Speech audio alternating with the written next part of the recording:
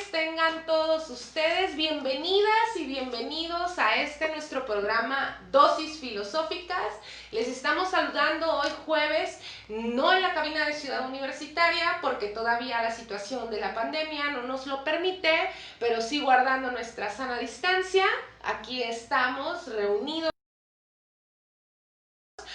Muy gustoso de estar compartiendo con usted una vez más, llegando hasta donde quiera que se encuentre, que deseamos muchísimo que sea en casita, resguardada y resguardado. Mi nombre es Arely López y paso a saludar a mi compañero y a mi compañera en cabina. Muy buenas tardes. En no cabina. Muy buenas tardes. Mi nombre es José León. Le agradezco que nos haya decidido acompañar un jueves más en su programa Dosis Filosóficas. Buenas tardes a todos. Mi nombre es Italia Silva. Y bueno, dispense usted los movimientos de las manos, pero es que hace requete harto calor. Seguramente, ojalá que no esté haciendo este calor cuando usted vea este programa, pero ahorita están unas nubes amenazando lluvia y la humedad está terrible, ¿no?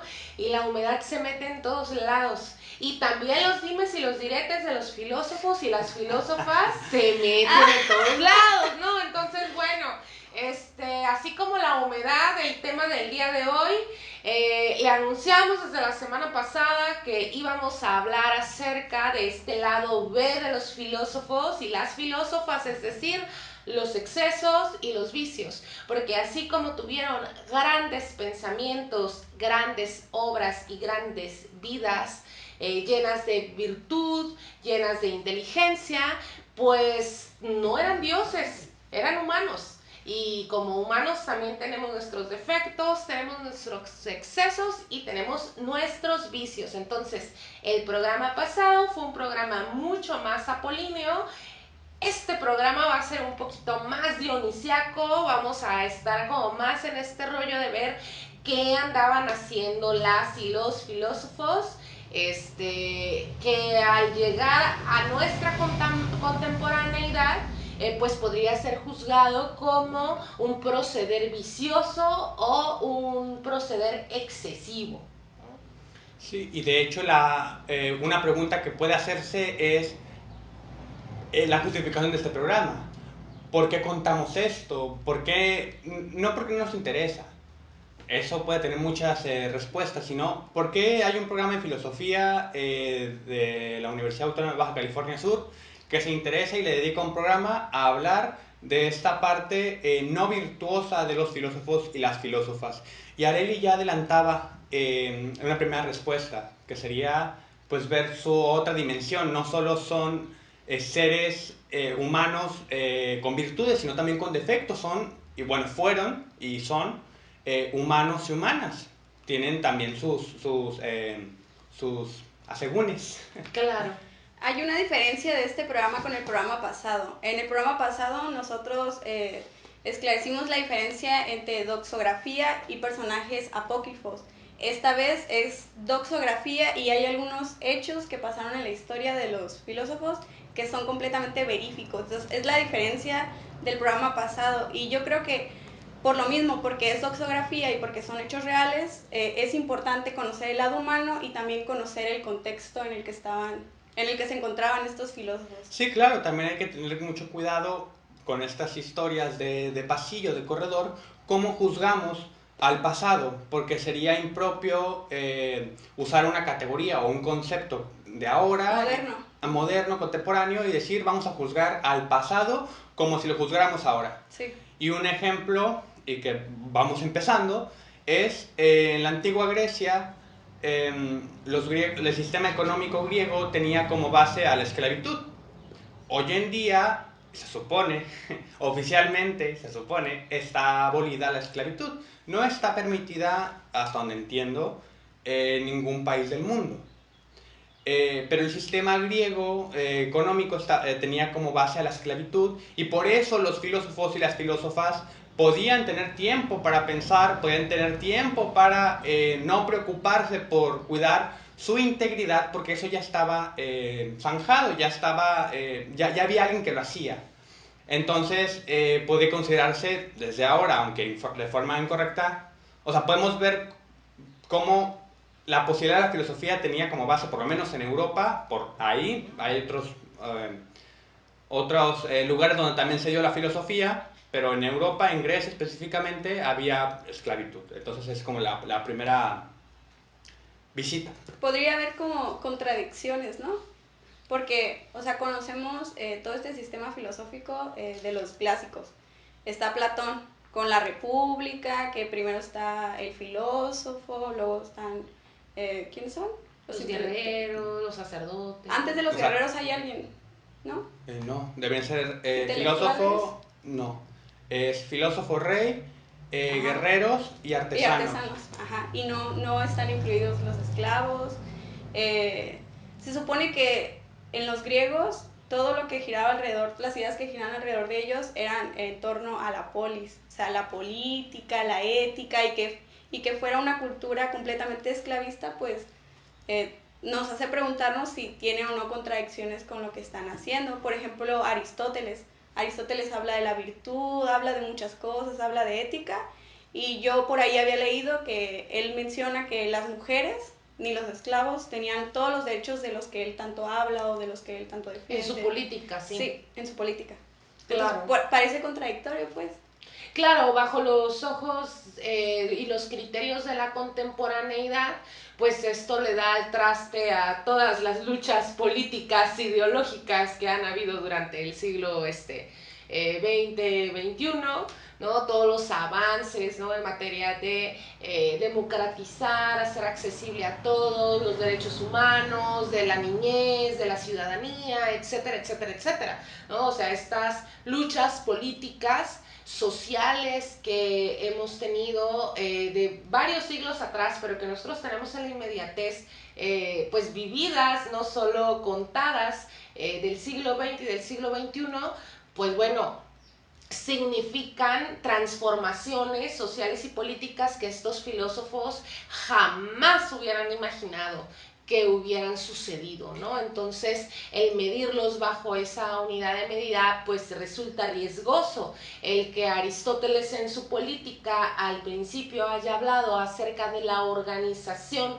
al interior del hogar y el papel que jugaba el hombre, la mujer, la niñez y los esclavos, lo leemos desde la contemporaneidad y decimos, qué bárbaro, qué horrible, ¿no? El que diga él también en su política que la democracia es de todos los sistemas el peor, ¿no? Pues también nos quedamos, oye, pues qué onda, ahorita aspiramos, ¿no? A que la democracia forme parte de la constitución de todos los países. Es la pretensión, sin embargo, hay ahí filtros contextuales respecto a lo que se vivía, respecto a lo que se comprendía, y juzgar las teorías y juzgar los estilos de vida de antaño con las unidades de medida del presente, pues es algo que en filosofía en particular, pero en las ciencias sociales, en las humanidades y en la historia también, pues consideramos un anacronismo, que es utilizar los términos del presente, las condiciones del presente, para juzgar el pasado. Claro. Sí. Es como este error de interpretación, o sea, por ejemplo, si yo digo, ay, es que soy aristotélica y quiero estas cosas o defiendo estas cosas que decía Aristóteles en política, pero oye, acuérdate también que Aristóteles, si lo quiero trasladar a la actualidad, Aristóteles decía que las mujeres no. O sea, es aprender a todo lo que engloba en la vida y la obra del autor. Sí, porque de hecho la democracia que se hablaba en el tiempo de Aristóteles no es la democracia que estamos pensando hoy en día. Los griegos tenían una de las diosas con mayor peso, era Hera, que era la dios del hogar, o sea, también tenía hasta un rol asignado en la deidad. Y yo pienso, por ejemplo, también, no tanto en defensa, sino también como para ver el panorama, como por ejemplo los pitagóricos, el poder que podía adquirir una mujer era mucho mayor que en general en la ciudadanía griega o específicamente en la ateniense, pero como un grupo específico, secta, por así llamarlo, por el número de integrantes que la componían, porque tenían ideas religiosas específicas y bla, bla, bla, bla, bla, tenía otra distribución, había una distribución política distinta. Entonces, no es que fuera generalizado a todos y a todas y que todos pensaban igual. Había quien decidía hacer una cosa u otra, ir en contra de lo que se consideraba bueno o se consideraba preferible. Sí, deseable, valioso, etcétera, etcétera. Pues no recordemos que, no olvidemos que una de las grandes críticas que se le hacían por ahí a Teano, de Crotona, era que era muy escandalosa, ¿no? En las formas de expresar afecto a su esposo porque le tomaba la mano en la calle, ¿no? Entonces era así como sumamente inmoral. Creí que ibas a decir otra cosa. No, sí. Le tomaba la mano en público. Sí, qué inmoral. Entonces, pues los contextos cambian, ¿no? Los parámetros bajo los que medimos cambian también. Y bueno, vamos como que ya nos andamos precipitando demasiado sobre las siguientes preguntas. Estaría padre que les platicáramos algunas anécdotas lados B de las filósofas y de los filósofos. Y creo que con quien podríamos comenzar, pues es con el Sócrates, pero no con el Sócrates de Platón, sino con el Sócrates de las comedias, ¿no? Porque Platón nos dice, por ejemplo, en el banquete, donde es el diálogo donde se habla del amor, se dice al final que mientras todos cayeron rendidos por el espíritu del vino, es decir, estuvieron tomando vino toda la noche, filosofando, Sócrates todavía, aparte de no dormir y de tomar vino sin parar toda la noche, pues se fue muy fresquito a seguir con su vida, ¿no? Al amanecer se levantó y se fue al ágora, creo que dicen, no me acuerdo si al ágora o al mercado, y que muy fresquito se fue, y Platón lo dibuja como si fuera signo de ser virtuoso, ¿no? Cuando en realidad en las comedias se dibuja a Sócrates como un borracho, ¿no? Y entonces ya es tanto el vicio que toma mucho. Nosotros sabemos actualmente que entre más sustancia adictiva consumes, más necesitas para lograr el mismo efecto. Entonces sí, porque generas una resistencia. Entonces sí, Sócrates pisteaba tanto que ya pisteaba y no le hacía el alcohol, ¿no? Entonces, ese es un buen lado B. Ya cuando uno revisa las comedias donde aparece retratado Sócrates, dices, un momento, Platón, aquí hay algo que no corresponde. De hecho, podemos hablar del lado B de Sócrates con el mismo Platón. No podemos irnos muy lejos. Se dice que que Sócrates estaba esposado y tenía hijos. Y se iba a echar la plática a otro lado y no llevaba no llevaba recursos a casa, que era su papel en su familia, era su papel llevar los recursos para alimentar a su familia, pero se iba a echar la plática y a preguntarle a quién sabe qué cosas, para hacerlos caer en ridículo y demostrar que decían saber pero que no sabían. Y se dice, y de hecho hay una anécdota muy misógina respecto a Sócrates, que dice, su esposa se llamaba Jantipa, que la única persona que le pudo ganar a Sócrates en un diálogo, en una discusión, fue Jantipa. Es una anécdota muy conocida, no sé de dónde proviene la verdad, pero se dice. Se dice por ahí, y es parte justo de la doxografía, ¿no? Porque las grandes obras de los filósofos, pues de lo que menos se hacen cargo es de ventanearse ellos mismos, ¿no? Así como de balconear y sacar los trapitos sucios al sol, pues no, están como muy interesados en el ser, en la virtud, en los valores, en la justicia, en el conocimiento, y de repente, pues como que ¿qué tanto tendría que ver que se hablara acerca de lo accidentado de las vidas, ¿no? De estos filósofos?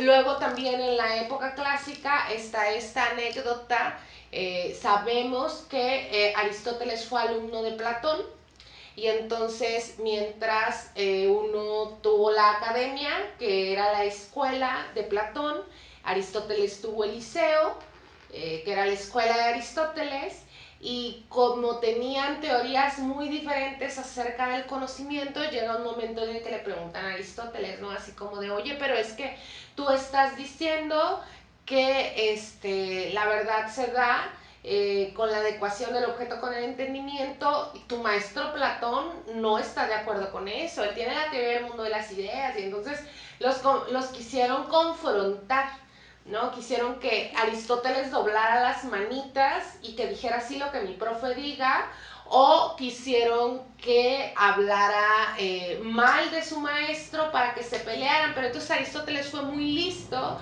y se dice por ahí que lo que respondió de manera sumamente elegante fue pues que él era amigo de Platón, pero que era más amigo de la verdad. Pues fue una manera bastante elegante de no polemizar con su amigo, con su profesor, pero también pues de no decir mentiras, ¿no? De no quedarse callado respecto a lo que él estaba proponiendo en materia de conocimiento y de verdad. También hubo algo que hicieron, no solo algunos filósofos, o sea, hicieron varios sabios en ese tiempo, que es que tenían relaciones sexuales entre ellos, o sea, hombres con hombres. Y siglos después, ya en el medievo, eso ya, o sea, era prohibido, entre otras muchas cosas, pero en ese tiempo estaba bien visto, hasta que pasamos al medievo. Sí, con la entrada del cristianismo y con la adquisición de su carácter católico, es decir, de su carácter universal, se comienzan a considerar pecaminosas algunas prácticas y algunos hábitos que precedían a el cúmulo de creencias católicas, y entre esas pues se encontraba la práctica de las felaciones, la práctica del amor entre los hombres, en este caso, o sea, ni siquiera estamos hablando del amor entre mujeres, que bueno, eso es harina de otro costal, y por ahí tenemos también filósofas que dejaron su huella en la historia debido a estas prácticas amorosas lésbicas. Pero bueno, hablando específicamente del amor entre hombres y las relaciones sexuales entre hombres, fue algo que se practicaba de manera común en la antigüedad, y que una vez que el cristianismo se instaura como la religión del Imperio Romano y adquiere este carácter de católico, que católico quiere decir universal, en la religión católica, es decir, la religión universal, ahí es donde se comienzan a tachar de pecaminosas y de viciosas las prácticas que antaño eran bastante comunes. Que es lo que decimos, o sea, hay que tener cuidado con cómo juzgamos, pues. Cómo estamos juzgando el pasado, porque pasa lo mismo que ahí. Es pecaminoso una práctica común. Claro. Pues de hecho en mi investigación, cuando estuve buscando yo personajes de este tiempo, o sea, del medievo, todo lo que decía que ellos hacían mal eran cosas que ni al caso, pues, como querer investigar, como sostener una idea, cosas con menos criterios morales y más. El otro día pensé que se rompo. Sí, algo así, ¿no? Pero bueno, antes de pasar al siguiente bloque, les vamos a dar un momentito para que respiren de nosotros. Vamos a poner por ahí un pequeño intermedio para refrescarnos un poco, porque hace aquí mucho calor. No se vaya, no se despegue, estamos en Dosis Filosóficas. Radio WAPS 1180 AM.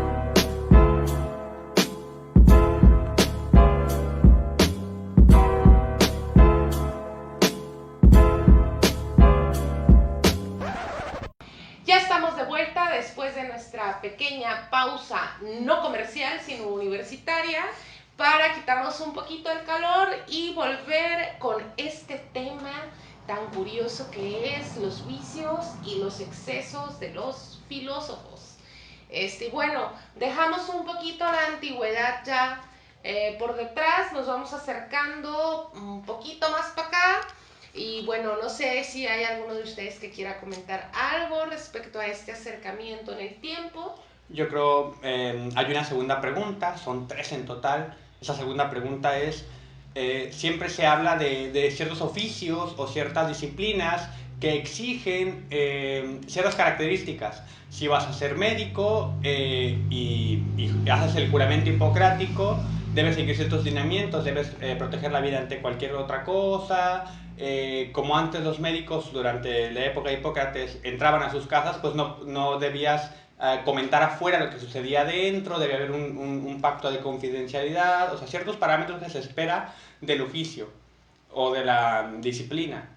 Entonces la pregunta es, justo a propósito de este programa, es si el filósofo o la filósofa está obligado u obligada a ser virtuoso o a perseguir la virtud. Porque también puede ser que persiga la virtud y no la logra alcanzar, pero está en su mente, está en sus planes de vida, de existencia, perseguirla, atender a ella, a la virtud.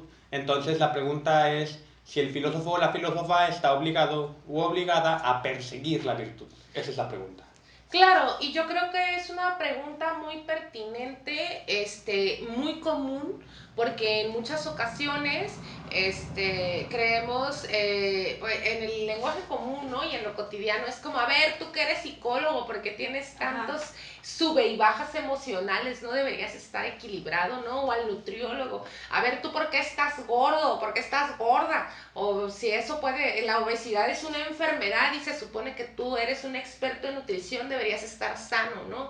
Igual a la filósofa o al filósofo, oye, tú que todo el tiempo estás persiguiendo la sabiduría, ¿por qué haces tantas tarugadas? No, o sea, es de un recurso muy popular el pensar que necesariamente cuando nosotros o nosotras nos especializamos en algo profesionalmente, tengamos que encarnar, ¿no?, los más altos valores y las más amplias virtudes que nuestro oficio trae consigo. Y hay quienes consideran que sí, que efectivamente que debe haber un asunto de congruencia y de consistencia entre la formación profesional y la constitución de la vida de la persona, y hay quienes piensan que no necesariamente las habilidades y destrezas de la profesión están en el ejercicio de la profesión, están subordinadas a lo que se encarna en el ámbito de lo personal.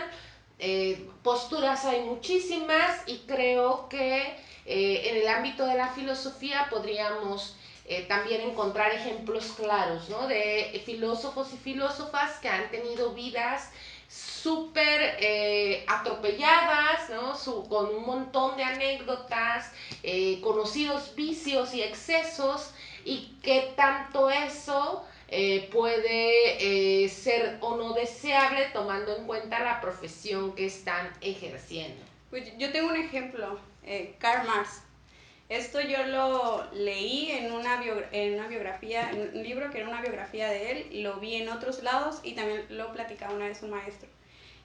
Karl Marx, o sea, con todo su sistema filosófico que, o sea, estaba apoyando al proletariado y todo esto, se supone que él vivió una vida muy pobre, entre la pobreza, entre la cual arrastró a toda su familia, a sus hijos.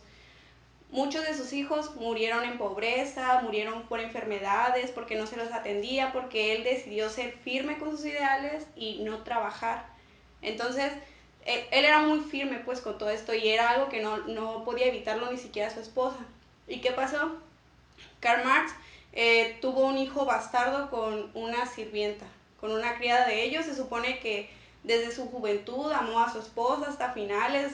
Según leí en unas cartas que él estaba muy triste por haberle roto el corazón a su esposa, y él tenía ganas de tener un hijo varón, y pues tuvo un hijo bastardo, y pese a todo lo que estaba pasando, no lo quiso reconocer, no lo quiso ayudar. Él creció sin su hijo, y de todos sus hijos hombres, el hijo bastardo que no quiso reconocer fue el único que llegó a una vida adulta. Todos los demás se le murieron entre enfermedades y pobrezas, porque él seguía firme pues en esto de el trabajo, sí, la emancipación. Y de hecho también estas anécdotas dialogan con la obra filosófica de respectivo filósofo o filósofa, porque si pensamos por ejemplo en Marx, dices que no trabajó, yo pensaría, es que no trabajó en un trabajo remunerado, que es diferente. No, o sea, yo sé que sí trabajó, o sea, estuvo a cargo de un periódico, una gaceta, algo así, pero me refiero Gaceta a que... Renana. Ajá, en la Gaceta Renana. Hubo épocas en las que, verdad, no tenían dinero, no tenían hambre, les quitaron todo, tenían que estarse moviendo de una casa en otra, y prefirió seguir en esa situación que buscar un trabajo en ese momento. Sí, a eso me refiero. o por ejemplo la división entre el trabajo intelectual y el trabajo material, que también es una división que está instaurada y que dice Marx, no, hay que unificarla y que no hay, o sea, que aunque haya diferencias claras, debe ser igual valorado, por ejemplo. Me hiciste recordar una historia patética de Marx, que no es como el lado oscuro, pero me parece patética, me parece muy triste, porque Marx alguna vez solicitó trabajo en como notario o un trabajo en una estación de ferrocarriles. Y no le dieron el trabajo, ¿sabes por qué? Porque su letra estaba horrible. Por su caligrafía. Oh, vaya. Es como, no te vamos a contratar porque tienes una letra muy fea. Híjole. No, pues sí, varias anécdotas hay, ¿no? En torno a estos vicios, malos hábitos y excesos en la filosofía. A mí me viene mucho a la cabeza siempre esto de que Schopenhauer y Hegel fueron contemporáneos.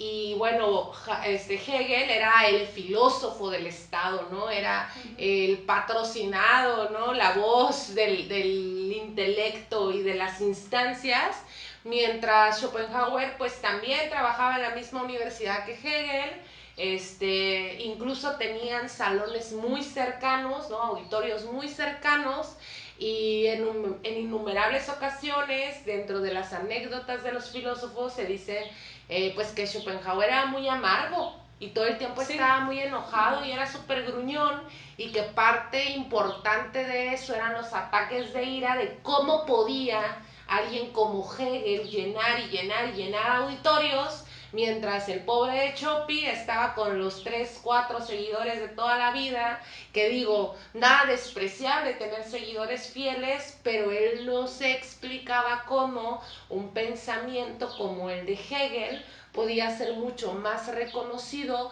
que el que él producía, ¿no? Pero Entonces, también él se lo buscó, porque se dice dentro de esa misma anécdota que él pidió el horario de las clases de Hegel, o sea, al que se empalmaran. Competitivo. Ajá, para querer, a ver quién más, y le salió mala jugada. Ahora que mencionan a Schopenhauer, tú dijiste, ¿no? Que había también una anécdota de que Schopenhauer había aventado a una mujer por las escaleras. A una costurera. Ah, sí es cierto, la de la costurera. ¿Qué te pasó? Que hacía mucho escándalo la costurera, él quería dormir, se levantó, le empujó para las escaleras, no murió y tuvo que indemnizarla hasta que muriera con cierto dinero, hasta que la señora muriera. Entonces no murió.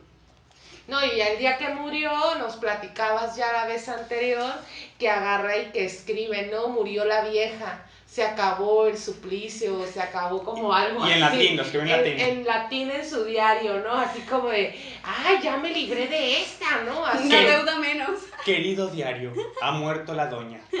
Sí, muy contento porque ya se le había acabado esa fuga de dinero por, pues casual, una costurera que tiró por las escaleras, ¿no? Schopenhauer así. Aprovechando la primera pregunta, que era ¿para qué hablamos de esto? Y la segunda, si el filósofo debe ser, y la filósofa debe ser virtuoso o virtuosa, también comentando del diálogo que existe entre la anécdota y la obra, yo pienso, por ejemplo, que en el caso específico de Marx, que siempre se enturbian las aguas cuando se discute sobre socialismo, comunismo, capitalismo, siempre hay un debate, siempre hay una discusión sobre quién tiene razón o no, lo que sea, pero siempre se busca invalidar con este hombre de paja o con esta falacia como ad hominem, es decir, a la persona, de intentar invalidar todo un sistema económico, filosófico, político, diciendo eso mismo. Marx no trabajó. Marx vivió a costillas de Engels. Y entre otros, y por eso su sistema filosófico no es válido. Y también se usa para estas cosas. Pues. Sí, que de ahí emanaría ya la tercera pregunta, que habíamos comentado que vamos a platicar, y es pues qué tanto impacta la recepción de la obra, la vida del autor que la elaboró, o sea, qué tanto debemos subordinar el valor de una obra a la persona que la mostró, que la cristalizó. Y yo creo que allí hay una situación muy interesante porque hay diferentes posturas al respecto. O sea, por ejemplo, el feminismo lo que diría es que lo privado es público, que lo privado también es político, y entonces desde el feminismo Heidegger sería completamente desacreditado, ¿no? Todo lo que Heidegger escribió sería 100% desacreditado, porque Heidegger dio la espalda a su profesor, que fue Husserl, Judío. ¿no? Porque era judío y porque fue pues perseguido, ¿no? Como el judío que era en los tiempos que ellos vivieron, que fue la época del Holocausto. Y además también mucho escándalo ha hecho a través de los años pues este romance que tuvieron Heidegger con Hannah Arendt, que fue su alumna. Y entonces una postura como la feminista o cualquier postura que indique que la obra es el autor mismo también, desacreditaría cualquier teoría filosófica, cualquier bagaje que se encontrara anclado a la vida de una persona que no fuera congruente con dicha elaboración teórica. Entonces, creo yo que es importante pensar hasta qué punto la obra tiene su propia estructura interna, su propia propuesta, y si llega un momento y cuando llegue ese momento, si es posible que llegue ese momento en que la obra sea un agente que no se vea impactado por el proceder de quien la cristalizó, de quien la llevó a cabo. Y se notan las posturas, porque por ejemplo, pienso en la obsesión loca que tenía Sartre por Ser y Tiempo y por Heidegger, y cómo este filósofo del arte comprometido, este filósofo marxista, este filósofo de la existencia, amaba tanto a Heidegger. O sea, por lo menos a su obra. No sé si Heidegger, pero por lo menos a su obra. Y cómo y daba conferencias y cursos sobre Ser y Tiempo. Aún Sartre estando como preso político junto con judíos, él no era judío, pero estaba junto con presos políticos y judíos, dio un curso de preso sobre Ser y Tiempo. De Heidegger, sí, y él mismo rechazó un Nobel, ¿no? Que le ofrecieron, y lo rechazó justo porque consideraba una inconsistencia total su propuesta de vida, su propuesta teórica. Consideraba que era una afrenta recibir un Nobel, que iba en contra de los valores y de las propuestas de mundo posible que él hacía, ¿no? O sea, no solo las elaboraciones, sino que con su vida procuraba encarnar su propuesta teórica. Entonces, como por un lado él con él sí fue súper estricto de tener, procuró muchísimo tener consistencia entre su propuesta teórica y su vida, pero por otro lado, pues andaba dando conferencias de Ser y Tiempo, ¿no? Ahí en medio de judíos. De judíos y en medio del encierro y todo ese tipo de cosas, ¿no? Y de hecho, es suponer que cada quien en esta sala tiene su postura, o sea, respecto a esa situación específica o a otras similares, y todo, de repente, todo este programa, y ustedes también. Sí. Sí, seguramente, porque aunque no creo que sea como muy fructífero decir cuál es la postura de cada uno de nosotros, sí creo que es algo que es pertinente que nosotros pensemos, ¿no? En qué medida vamos o no a desacreditar una propuesta teórica o una propuesta de vida, ¿no? De consecuencia, de acción práctica por que el autor que la esgrime no sea consistente en encarnar dicha teoría. ¿no? O sea, ¿de veras se trata de tirar hacer y tiempo a la basura? Ajá. ¿O no? ¿O qué tanto? ¿O en qué medida? ¿Cómo le hacemos? ¿No? Y esto, por ejemplo, también hay otro filósofo, devolviéndonos un poquito, que ha sido muy duramente juzgado, que es Locke, ¿no? Que se dice de Locke, ¿no? Cómo escribió tanto, ¿no? Sobre el liberalismo. La primera propiedad es el cuerpo. Así es, cuando en realidad Locke tenía acciones en la compañía esclavista, ¿no? Entonces, como escribió un chorro sobre liberalismo y tenía acciones con los esclavistas, ¿no?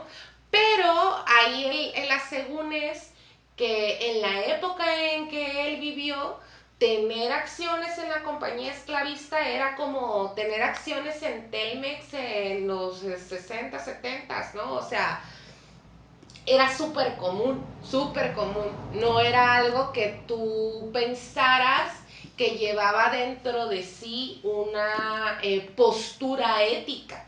O el filósofo Rousseau, perdón, porque regresó Locke y dice, Rousseau, escribiendo el Emilio, que es un tratado sobre educación, fue el filósofo que por andar de cosmopolitan y querer ir a por todos lados, soy libre, no tengo ataduras, abandonó a sus críos, tiene hijos por todos lados.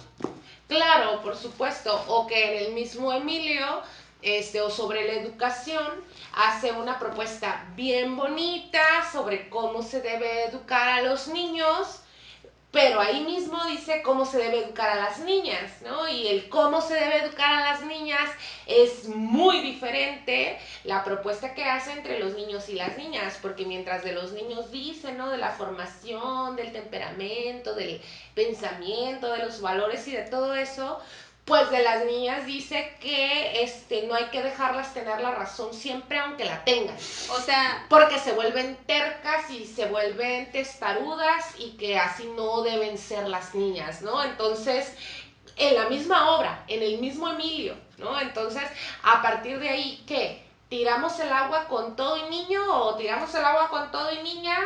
O, ¿qué rescatamos, qué es rescatable y en qué medida es rescatable? Claro. O sea, hizo un libro para educar a los niños, pero no educó a sus hijos. Sí. Yo esto lo aprendí en una clase tuya ahorita que mencionaban a John Locke. Sí, me van a balconear. No. ¿Qué pasó con Locke? Yo me acuerdo que quería utilizar, o sea, esta frase que se dice que la tierra es de quien la trabaja.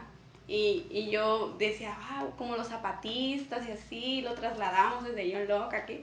Y no, pues él decía que Norteamérica no tenía derecho a pelear, a luchar por su tierra porque según no trabajábamos la tierra. Ok, pues el asunto es, sí me acuerdo, creo que sí me acuerdo de ese episodio porque luego yo les insisto mucho por ahí cuando estamos revisando las materias de filosofía de la cultura, de filosofía en México y todo esto, que es bien importante territorializar el pensamiento, ¿no? No solo ubicarlo en el tiempo, sino también ubicarlo en el espacio, porque el mismo Hegel también invisibilizó América, ¿no? Fue así como, ya tengo lo demás contemplado, pero Hegel se te olvidó América, no importa, ahí déjalos, ¿no? Cómo es visibilizada o invisibilizada en el mapa del pensamiento, las cuestiones que se dirimen en otros territorios también es súper importante. Yo me acuerdo que cuando me comentabas, te dije, Pepe, un momentito.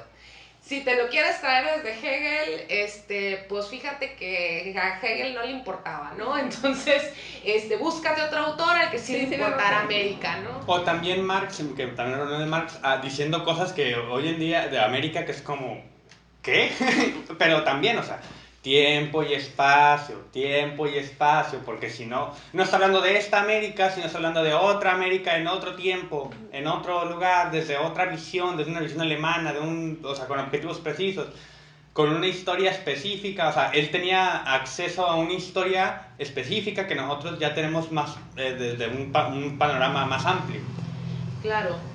No, y el gran mensaje yo creo que es reflexionar acerca de los criterios bajo los cuales consideramos un vicio o un exceso algo, ¿no? Claro. O sea, ¿qué tan vicioso o excesivo era en la época de estos filósofos o de estas filósofas proceder de la manera en que lo hicieron y qué tan loable es rescatar qué aspectos de su filosofía y también de su vida y de su obra, ¿no? O sea, creo que ahí estaría como la gran lección, ¿no? Saber que no se trata de trasvases acríticos, sino de ver de qué manera estas teorías, estas vidas, estas obras pueden ser metabolizadas y aprovechadas en nuestro tiempo, en nuestro espacio y en nuestra circunstancia. No sé si gusten añadir ustedes ya algo. Yo rápido nada más, también, o sea, recordar que esto es algo que se puede trasladar a la actualidad porque, o sea, no quedamos exentos de cometer estos errores porque yo estaba investigando que en enero de este mismo año se publicó una nota donde se ataca a Gabriel Manzov, algo así. Es un escritor muy reconocido en Francia y gracias a que se acusó a él se dieron cuenta que un cirujano también violó no sé qué 250 niños de pacientes, o sea... ¿Y a él de qué se le acusó?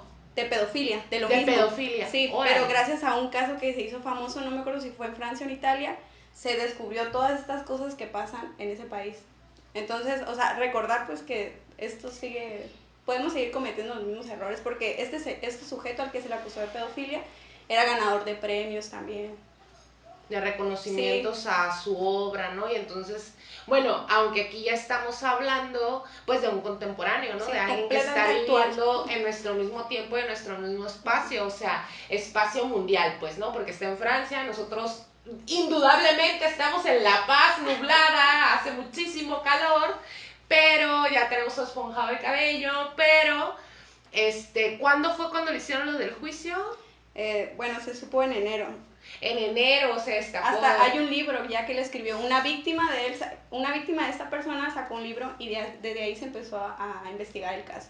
Ahorita el señor tiene 83 años, ya es un viejito y pues está acusado de muchos casos de pedofilia. Fíjate. Pues bueno, esto ha sido, José León, no sé si gustas antes, nada. Pues esto ha sido todo por el día de hoy. Yo espero que para cuando ustedes estén viendo esto no haga tanto calor, ¿no? Como está haciendo hoy que lo estamos grabando. Nos da muchísimo gusto que sigan acompañándonos. Por favor, si quieren que toquemos algún tema en estos tiempos de COVID, aquí pueden escribirnos. Suscríbase a la página en Facebook, es Dosis Filosóficas. Estamos enlazados con la página de Comunicación Radio WAPS también.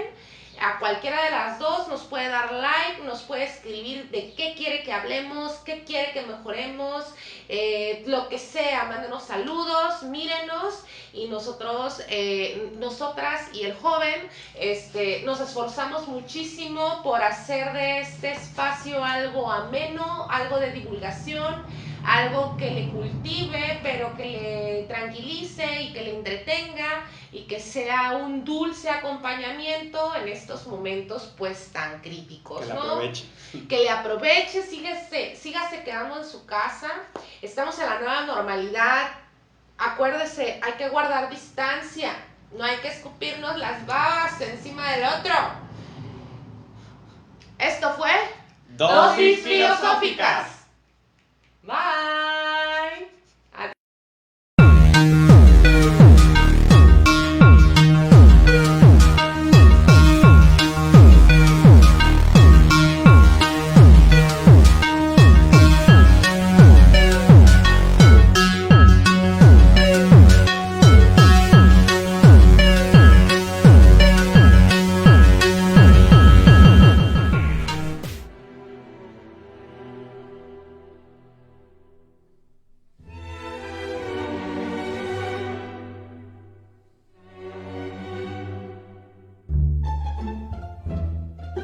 Visítanos, estamos en Carretera al Sur, kilómetro 5.5, Colonia Mezquitito. Código postal 23080, La Paz, Baja California Sur.